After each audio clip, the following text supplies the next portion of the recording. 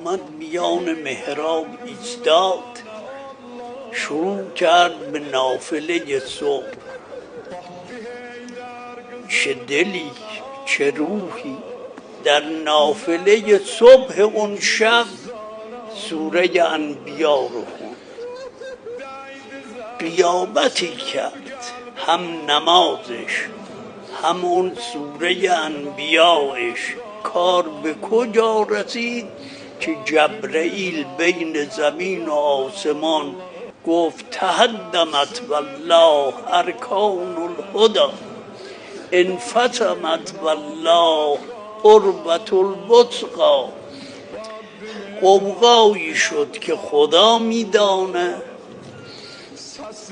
زمین و آسمان مضطربه، عالم منقلبه، 124,000 پیغمبر همه دور مسجد کوفه حلقه زدن، همه میگرین، اما خود او با دلی آرام میگه فزت و رب الکعبه.